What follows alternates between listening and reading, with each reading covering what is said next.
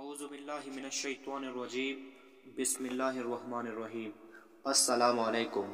شیخ الحدیث علامہ عبدالمصطفیٰ اعظمی رحمۃ اللہ علیہ فرماتے ہیں کہ عورت خدا کی بڑی بڑی نعمتوں میں سے ایک بڑی نعمت ہے۔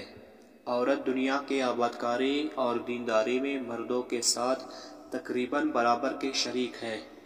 عورت مرد کے دل کا سکون، روح کی راحت، ذہن کا اطمینان ہے، بدن کا چین ہے۔ عورت دنیا کے خوبصورت چہرے کی ایک آنکھ ہے۔ اگر عورت نہ ہوتی تو دنیا کی صورت کانی ہوتی۔ عورت حضرت آدم علیہ السلام اور حضرت حوا رضی اللہ عنہا کے سوا تمام انسانوں کی ماں ہے، اس لیے وہ سب کے لیے قابل احترام ہے۔ عورت کا وجود انسانی تمدن کے لیے بے حد ضروری ہے۔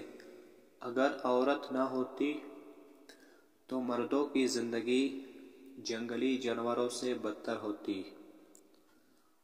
عورت بچپن میں بھائی بہنوں سے محبت کرتی ہے، شادی کے بعد شوہر سے محبت کرتی ہے، ماں بن کر اپنی اولاد سے محبت کرتی ہے۔